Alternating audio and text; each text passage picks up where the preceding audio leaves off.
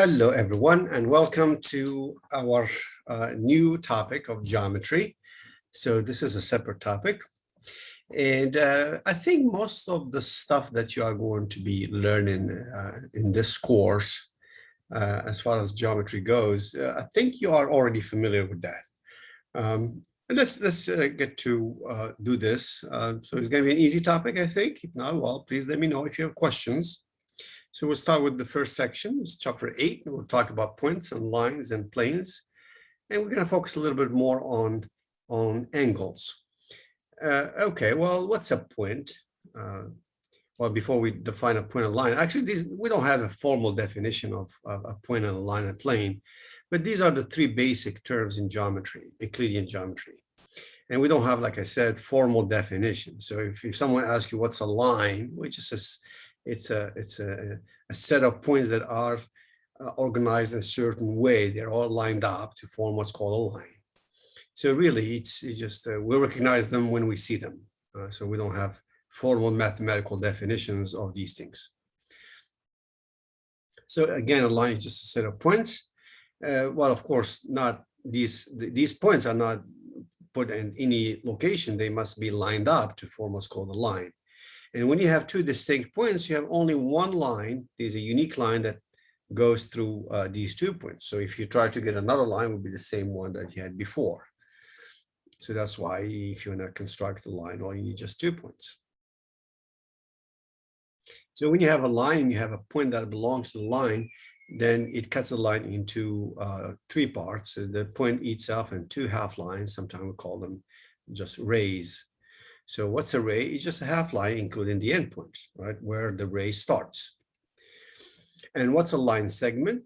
So the ray starts somewhere and goes infinitely toward another direction. It doesn't stop.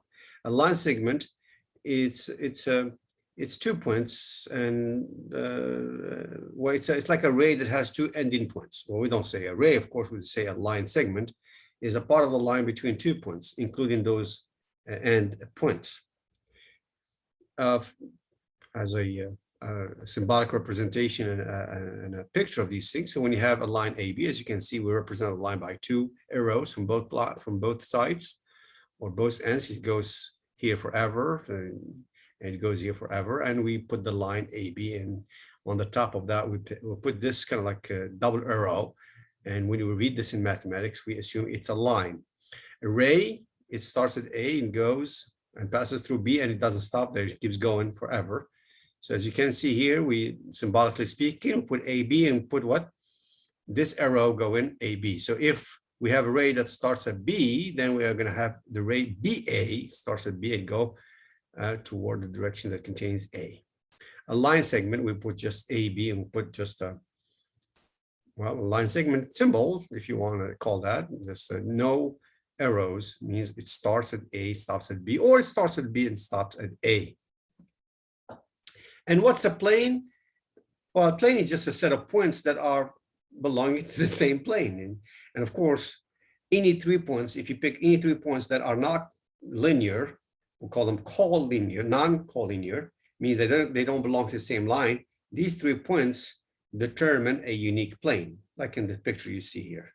So if you have 3 points in this format or in this configuration, there's only one plane that contains all these 3 points, A, B, and C.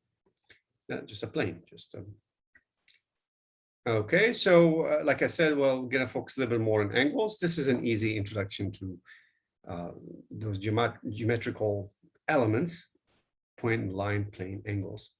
So an angle, it's a union of 2 rays. If you have 2 rays that are starting at the same common point, sometimes called the vertex, we form what's called an angle. And this is the symbolic representation of an angle. It's just a little small. I don't know, angle, angle symbol, right? And here it is. Usually, you don't have to, of course, but usually it's a common, I would say, convention. We go this way. You see, you start the initial side. And so this is, we have 2 rays. We have the ray BA, this is the first ray.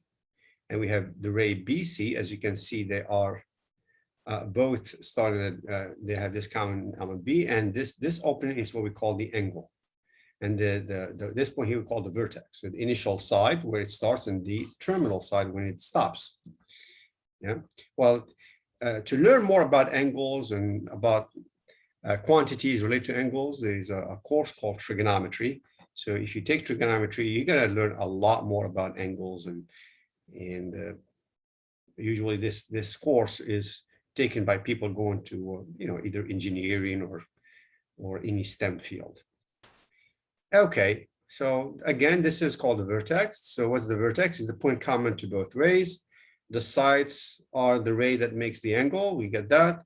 And there are several ways to name the angle. So the angle here, these are the same. So if you have this angle here, so this is B again, and this is A, and this is C. So you can put A, B, C, that's the angle, or C, B, A, or just for short B.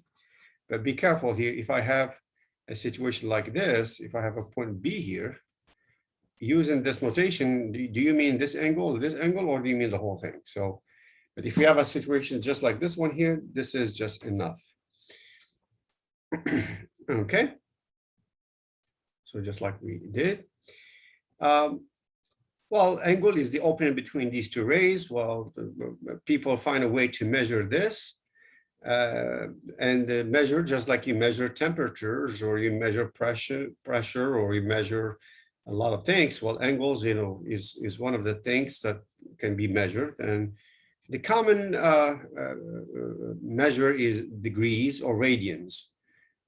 It's very rare when you see people talking about gradients, but in real life, we talk about degrees. So when you go to a hardware store, if someone wants to give you a measure of an angle, most likely that person will be using degrees.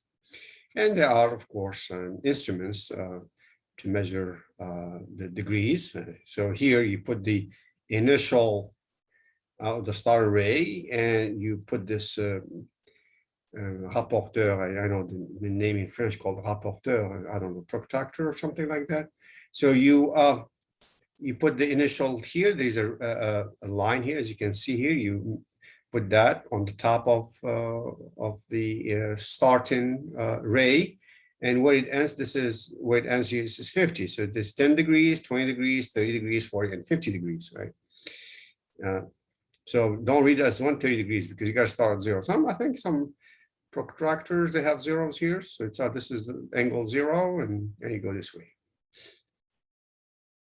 A little bit of terminology here. Angles are classified by their degrees measurement. So that's if you have an angle of measure 90 degrees. By the way, when you put degrees, you got to put this little small circle. That's very important, because if you say just 90 without circle, that's called 90 radians, which is totally different. This is just like temperature. You can measure temperature in Celsius, degrees Celsius, or Fahrenheit, right? So you got to be careful. When you put a little small circle, that's degrees, and that's the common measure of angles. So if you have an angle of degrees 90 degrees, we call that a right angle. An angle of measure 0 to up to 90 degrees, right, called an acute angle, right? An angle that measures greater than 90, but less than 180 degrees, it's called an obtuse angle, more than 90 degrees. And if you have an angle that measures exactly 180 degrees, we call that a straight angle, right? Basically just a straight line. Yeah, those are pretty straightforward definitions. So from a picture point of view, X here is 90 degrees. So this is the right angle. This is an acute angle. So X is between 0 degrees and 90 degrees. Right? If X is greater than 90 degrees and less than 180 degrees, as you can see, we don't say greater or equal, less or equal, so greater, strictly greater than 90, strictly less than 180 degrees, X is called an obtuse angle. If X is exactly equal to 180 degrees, we call that a straight angle. Again, like I told you before, this symbol here can be used to, is used to indicate right angles. I think this is not true. I think this slide, they meant this one here. Yeah, so this is used to indicate the right angles, and not this one here. if you have two angles that are having a common vertex and a common side, but no common interior points, we call those adjacent angles. From a picture point of view, let me draw to you two adjacent angles. So this is the first angle, this is the first angle, and this is the second angle. So these are two adjacent angles because they have this ray in common, and they have what? This point, the vertex, is common. So we call these adjacent angles. So now, if you have two adjacent angles, and if it happens that the addition or the sum of the measures of these two angles is 90 degrees, we call these adjacent angles, we call them complementary angles. So the sum of two complementary angles is always 90 degrees. This is just a definition, of course. Now, if the sum is 180 degrees, we call them some supplementary angles. So if you ask me to draw an example of a complementary angle, so this is a right angle right here. So this angle here and this angle here, they are complementary. Now, if I draw a straight line, if I draw a line that departs from somewhere from that line, so these are two adjacent angles, right? This angle and this angle, they are supplementary because the sum of their measures is 180 degrees. Yeah, that's pretty much it. So that's what you really need to know. So let's do some application and exercise. So as you can see here, whatever, is this a right angle? We don't know, but if we put something like this, now this is a right angle. As you can see here, the angle DBA or ABD is right angle. So therefore, these two angles, this angle here and this angle here, they are complementary angles, meaning that the sum of them is 90 degrees. Well, we already have this is 30 degrees, right? So this must be what, 59 degrees, right? And this is 90 degrees also. Why? Because if you have a straight line and you have 90 degrees, this one is what? This one is 180 degrees minus 90 degrees, which is 90 degrees. So the question here, let's go back and read the question one more time. So they gave us this picture here, or this configuration here, and they gave us one of the measures, which is 31 degrees. So this says the angle ABC, right? So the angle ABC and CBD, they are complementary, yes? And they said determine the angle CBD. Well, CBD, we just did it, 59 degrees. Yeah. It says ABC, so this angle ABC, let me use another color now.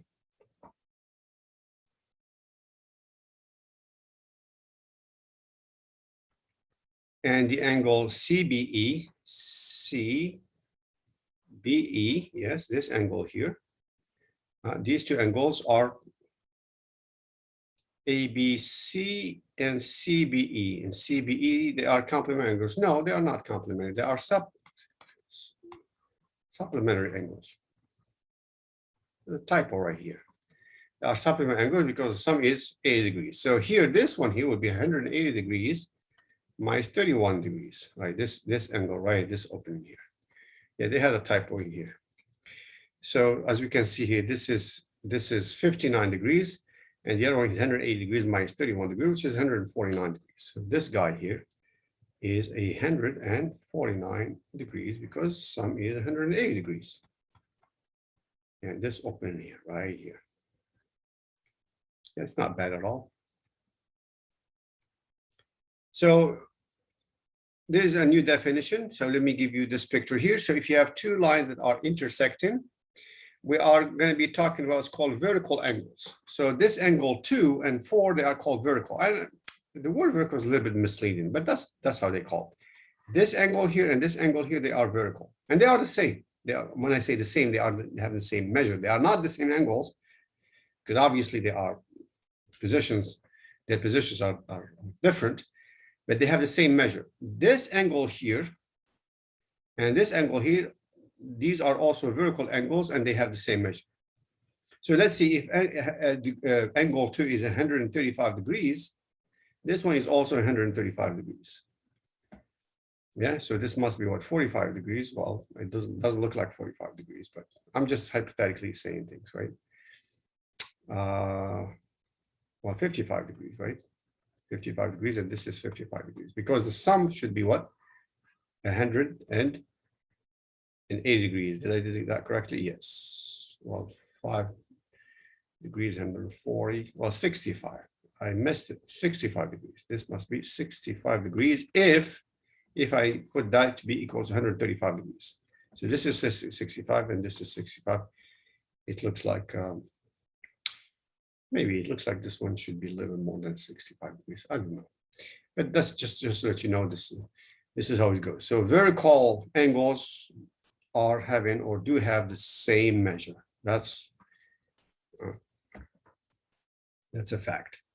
Now, if you have two lines that are parallel, L1 and L2, they are parallel lines, and then you have a line that goes through them, we call it a transversal line, then we are going to have a lot of identities from these two lines. For example, well, this degree or this angle 2 and 3, they are vertical, they are the same.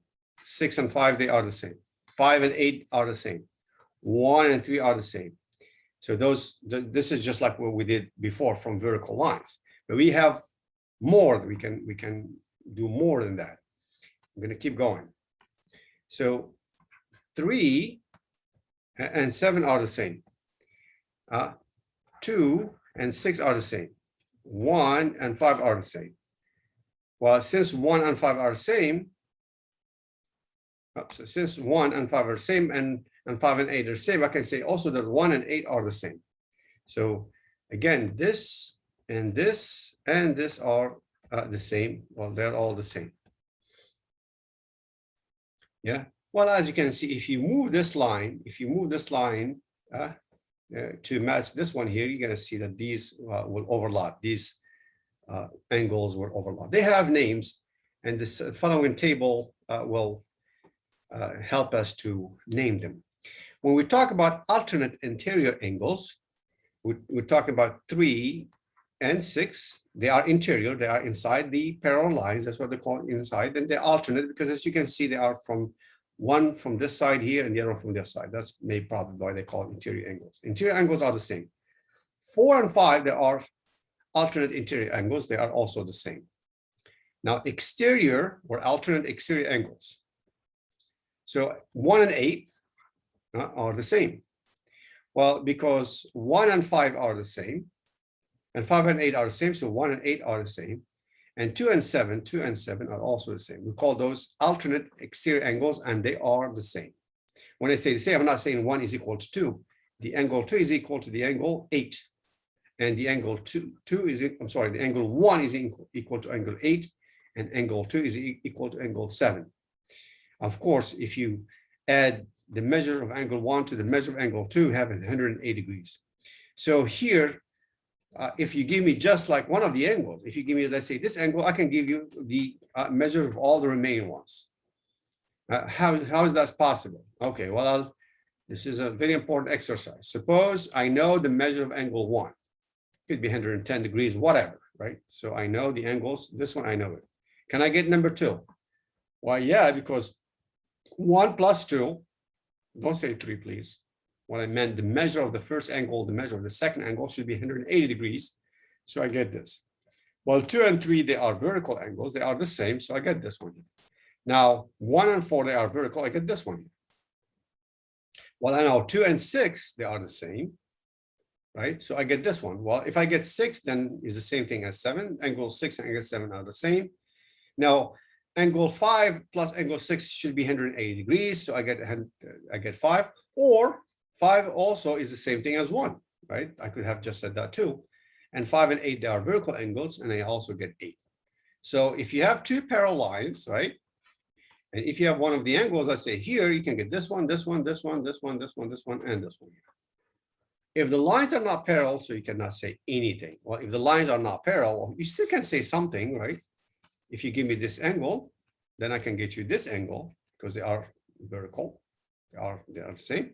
And I can get you this one because the sum of this and this is 180 degrees. And I can get you this one too. But There's no way I can get you any of those remaining ones. So that's why we require that two lines are parallel. Okay, well, let me give you this exercise. This is 50 degrees. I'll let you work on this one here. The angle of the measure of the angle 8 is 52 degrees. So what is the measure of angle 6? Well, it must be 52 degrees, right? Well, this one is also 52 degrees, right? This one is also 52 degrees. How can you get 3? Well, there are different ways to get 3, but one way to get 3, actually, one way is 3. I can get 3 by making 180 degrees minus 52 degrees, which is 182 degrees, right? 128 degrees, I'm sorry, 128 degrees. Well, I put 1,208 degrees. That's not true. 128 degrees, right? Which is this one here also, 128 degrees. So again, if you know one angle, you have this term, you have this configuration, two lines that are parallel, then you can get all the remaining angles. Well, I hope that this is not too complicated. If not, of course, let me know. But start doing your homework, and you know, through the homework, also you're going to learn how to solve problems. Use those buttons there to show you an example, or to watch a video, an additional video on these things. Okay, I'll talk to you later then.